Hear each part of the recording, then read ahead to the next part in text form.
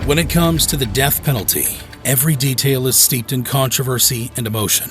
Among the most compelling aspects are the final wishes of death row inmates, requests that can reveal shocking truths about their mindset or provoke deep reflection on their lives. Let's start with one of the most bizarre requests ever made. Gene Hawthorne. The Texas inmate made an unusual and unsettling request before his execution that captured widespread attention. He expressed a desire for his body to be transformed into fish food for goldfish as part of an art installation by Spanish artist Santiago Sierra. This provocative request was intended to make a bold statement about the death penalty and its implications, challenging societal norms regarding the treatment of condemned individuals. Hawthorne's wish was rooted in a desire to spark dialogue about the ethics surrounding capital punishment and the finality of life. He aimed to push the boundaries of how we perceive the bodies of those sentenced to death, transforming them from mere vessels of punishment into something that could nourish life, albeit in a deeply unsettling way.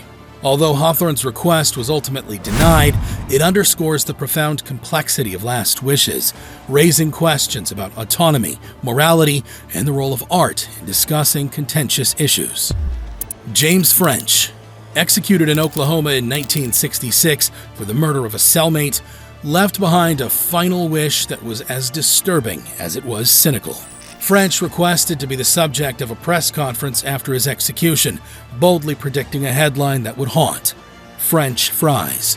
This morbid jest revealed French's dark sense of humor and his determination to make an unforgettable statement, even in death. His case underscores how some inmates choose to use their final moments to leave a lasting, albeit unsettling, impression on the world. Ronnie Lee Gardner. Gardner was executed in Utah in 2010 for the murder of an attorney during a dramatic courthouse escape attempt. In his final hours, Gardner made a last wish that was both unique and deeply poignant. He requested to watch the entire Lord of the Rings trilogy while enjoying a steak dinner and lobster tail. This request was significant for Gardner as it represented a desperate attempt to seek solace and escapism in his last moments.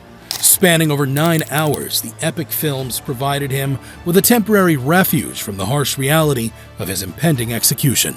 The prison officials granted his request, allowing him a brief respite and a moment to immerse himself in a fantastical world before facing his fate. Gardner's choice of films speaks volumes about the human desire for connection and comfort, even in the darkest of times.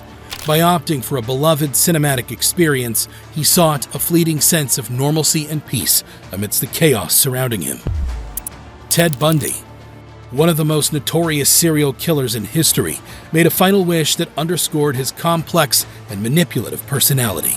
Before his execution, Bundy requested that his ashes be scattered in the Cascade Mountains of Washington state, the same area where he had disposed of the remains of many of his victims.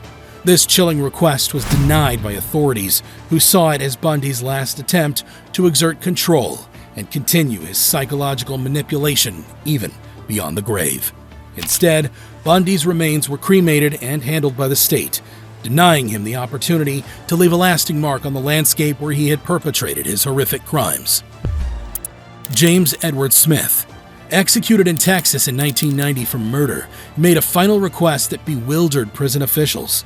In a departure from the usual last meal requests, Smith asked for something unconventional: a lump of dirt. Not just any dirt, but a specific type from a particular area in Haiti, intended for a voodoo ritual. The Texas Department of Criminal Justice denied his request, citing that dirt was not among the approved food items. Consequently, Smith reluctantly settled for a cup of yogurt. This extraordinary request left a lasting impression, shedding light on the diverse and sometimes peculiar beliefs and practices of death row inmates. Joseph Mitchell Parsons, facing imminent execution in Texas, made a poignant final request directly to Warden Hank Galetka. Parsons expressed a heartfelt desire to experience moments of freedom and normalcy during his last hours. His request included walking under the stars, playing basketball, and watching science fiction films, activities that symbolized his longing for a life outside the confines of his prison cell. However, while prison authorities agreed to honor Parsons' request to some extent, they imposed restrictions out of caution. Prison spokesperson Jack Ford clarified that Parsons would be allowed to shoot hoops, but only in a fenced recreation area, rather than participating in a full game in the gymnasium. This decision was made to prevent any injuries that could potentially delay the scheduled execution. Despite these limitations, Parsons was granted the opportunity to walk outdoors at night on his way to the execution chamber, providing him a brief moment to experience the natural world under the open sky. This concession reflected a compassionate approach by prison officials to accommodate his final wishes within the constraints of the execution process. Philip Workman, a killer from Kentucky, was executed in Tennessee in 2007 for the murder of a police officer during a robbery. In a final act that was both selfless and poignant, Workman made a unique last wish. He declined a special meal for himself and instead requested that a large vegetarian pizza be donated to a homeless person. This request reflected a deep desire to show compassion, even in the face of his impending execution. Unfortunately, prison officials denied Workman's wish, citing regulations that prevented such an act. However, his request did not go unnoticed. It inspired people across the country to honor his memory by donating pizzas to homeless shelters, turning a tragic moment into a powerful movement of kindness. Workman's final wish stood in stark contrast to the violent crime for which he was condemned. It highlighted the complex nature of humanity and the potential for redemption, even among those on death row. David Woods, executed in Texas in 1997 for the murder of his wife, made a final wish that was both straightforward and profound. Woods requested that his brain be donated to neuroscientists for study, aiming to contribute to understanding the neurological underpinnings of violent behavior.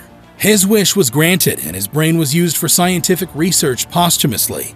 His case raises ethical and scientific questions about the study of criminal behavior and the motivations behind such requests in the face of impending execution. Velma Barfield. Barfield, who confessed to 6 murders, was executed in North Carolina in 1984. Her final wish was profoundly influenced by her strong religious faith. Prior to her execution, Barfield sought to participate in a prayer circle alongside her family and spiritual advisor. Her heartfelt plea for spiritual solace was granted, allowing her to find comfort and seek redemption through prayer in her final moments. Barfield's case highlights the profound role that faith and spirituality can play for individuals facing the ultimate penalty of death.